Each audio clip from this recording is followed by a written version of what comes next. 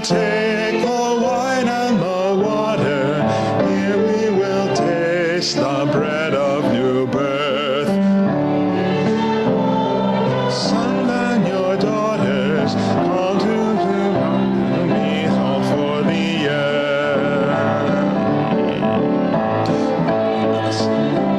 the wine of compassion, give us to eat the bread that in and teach us to fashion unto the holy and ancient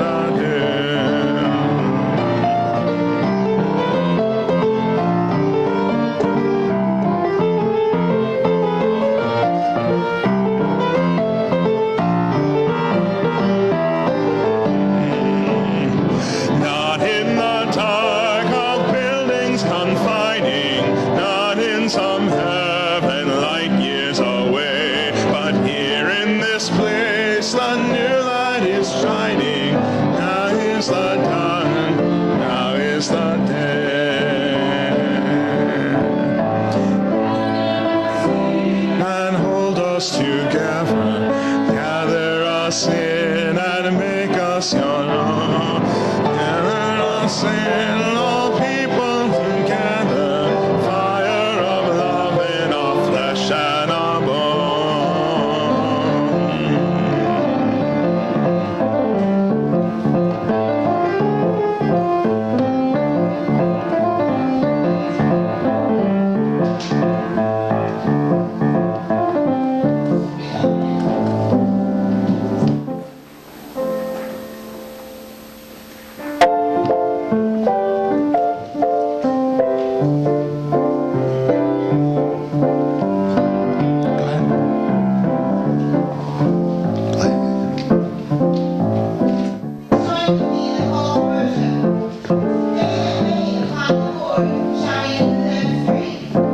Holy One, we wait patiently in your presence.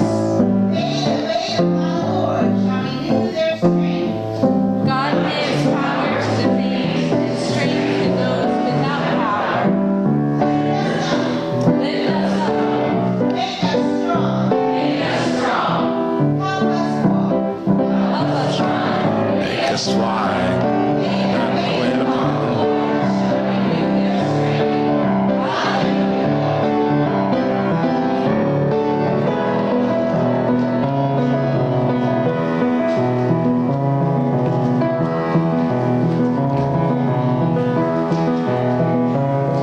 Let's walk together for a while and ask where we begin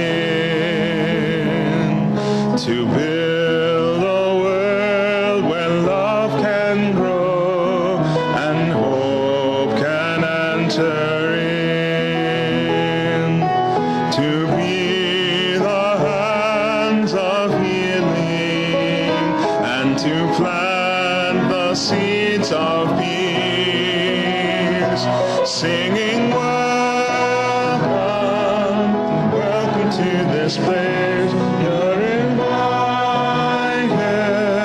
to come and know God's grace. All are welcome, the love of God to share, 'cause all of us are welcome here.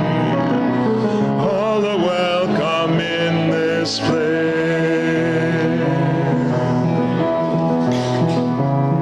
Let's talk together of a time when we will share a feast, where pride and power kneel to serve a lonely and the least, and joy will set the table as we join our hands to pray, singing welcome, welcome to this place. You're invited to come and know God's grace. All are welcome.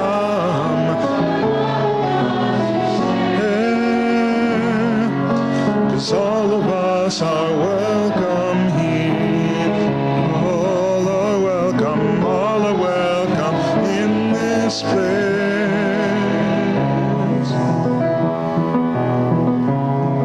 Let's dream together of the day when earth and heaven are one.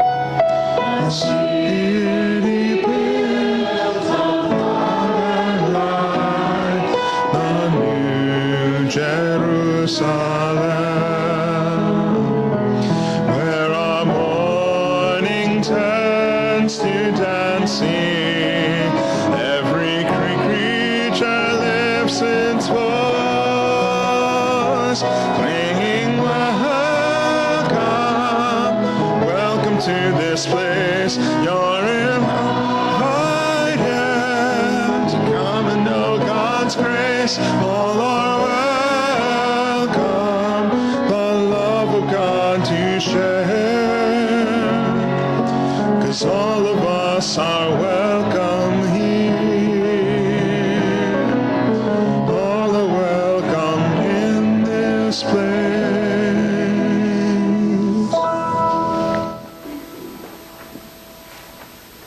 Whatever you ask for in prayer with faith, you will receive. When Jesus entered the temple, the chief priests and elders of the people came to him as he was teaching and said, "By what authority are you doing these things, and who gave you this authority?" And Jesus said to them, "I will also ask you one question. If you tell me the answer, then I will also tell you by what authority I do these things. Did the baptism of John come from heaven, or was it of human origin?" And they argued with one another. "If we say from heaven, he will say to us, 'Why then did you not believe him?' But if we say of human origin, we are afraid of the crowd, for all regard John as a prophet." And so they answered Jesus, "We do not know." And he said to them, "Neither will I tell you by what authority I am doing these things." What do you think? A man had 2 sons. He went to the first and said, "Son, go and work in the vineyard today." And he answered, "I will not." But later he changed his mind and went. And the father went to the second and said the same. And the second answered, "I go, sir." But he did not go. Which of the 2 did the will of his father? They said, "The first." And Jesus said to them, "Truly I tell you, the tax collectors and the prostitutes are going into the kingdom of God ahead of you. For John came to you in the way of righteousness, and you did not believe him. But the tax collectors and the prostitutes believed him. And even after you saw it, you did not change your minds and believe him." Thanks be to God for this gracious word. Please be seated.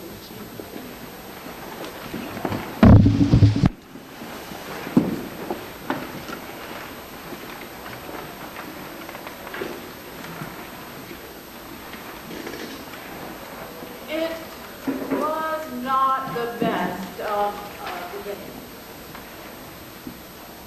I've been driving into the sun for 3 hours, head throbbing, filled with regrets and relief.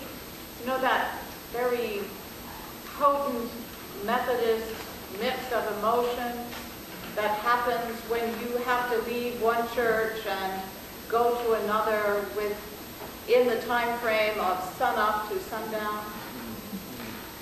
So I pulled into the side streets behind the moving van and got out of a packed-to-the-roof car that held really the only real treasure we had, which was our sleepy 4-year-old.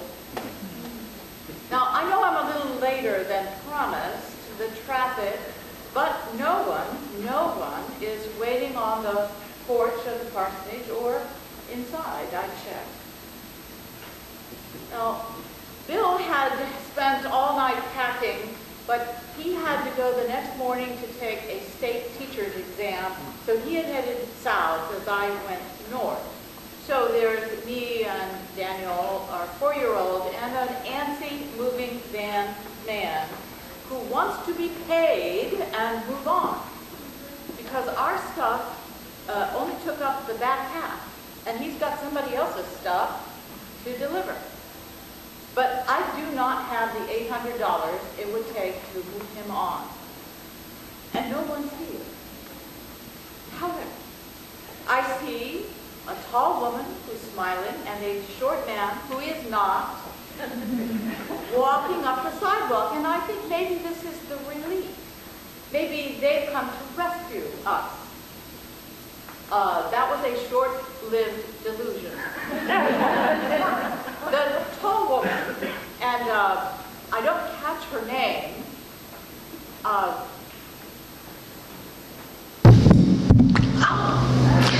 the tall woman, whose name I do not catch, but her title I get, treasurer, says she's really, really, really sorry. That's not what you want to hear from a treasurer. They do not have the money for the moving van, nor for this month's salary. The man beside her says nothing. The moving van guy is also really, really sorry, but he's not at all nice. And after a while, what we work out is he will leave our stuff on the lawn with the promise of a check. And so he drives away. And after he clears the door of, or rather the street, the PPR man introduces himself. He's the PPR guy. That's what he says. I'm the PPR guy. And I'm grateful. And then he says something that I did not expect as a woman in ministry to hear on the first day. Hopefully on the last, but not on the first. We're really glad you're here. And a warm glow kind of starts in my stomach, no matter the fact that our stuff is on the lawn, and I'm feeling this glow. And then the next sentence stuns like a cattle prod, because he says, yeah, the district superintendent said if we didn't stop bitching about getting a woman, they would send us a...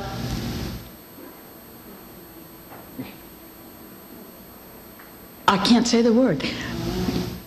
It starts with an N. I'm not really sure what happened next, except Daniel kicks up a fit, which is what I probably should have done, and I excuse myself and head for the bathroom with this screaming kid on my hip, and promptly throw up in the sink, which then leads to the rumors, of course, that this new preacher woman is pregnant. So that was how we started. But it wasn't the end. It wasn't the end. 1 year later, we've worked out this basic step of ministry. 3 steps forward, 2 steps back. Well, sometimes it's 2.5 steps back, really. But we are working out the dance, and I have this opportunity to apply to have another seminary student, a woman, come and spend 10 weeks with me. And I think they're a tough steel mill town. They can take 2 women. And I apply. And I get the housing lined up for her, whoever she's going to be.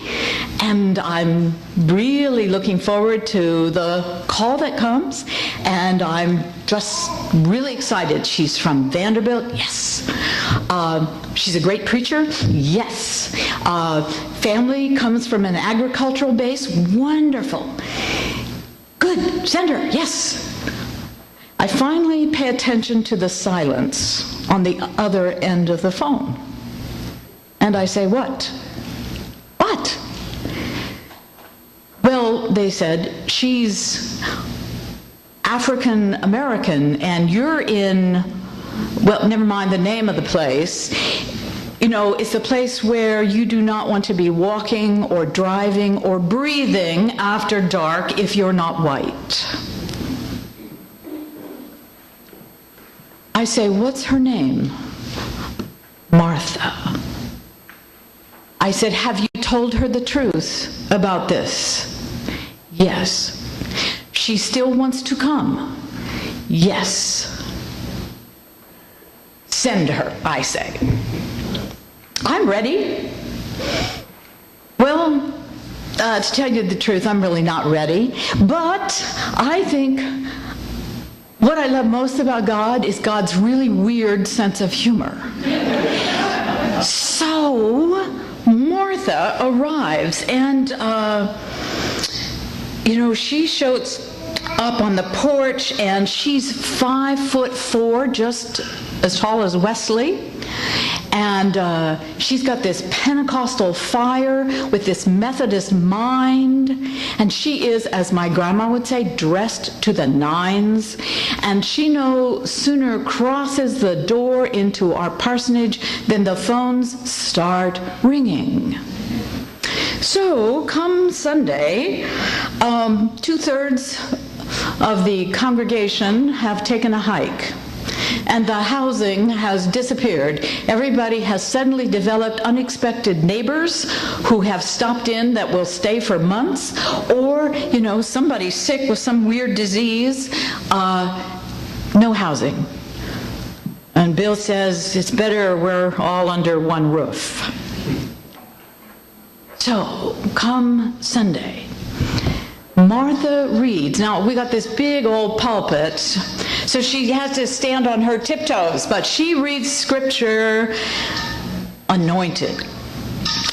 And I say, after the service, Martha, call your mama, tell her to make you a long white robe.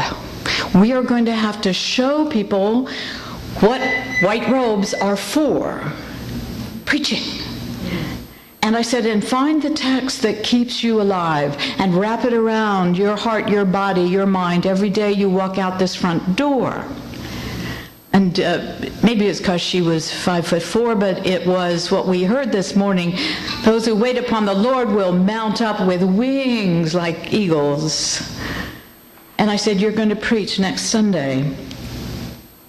So Monday morning, our first pastoral visit. And he is a great mechanic, Junior Bosworth. He's really like a magician, the way he can hold cars together. He's Navy trained, he's mountain raised, he's in intensive care. And he's coming to the end of a battle that takes no prisoners with cancer. When we go, his wife, who is his life, welcomes us at the door and leads us to his bed.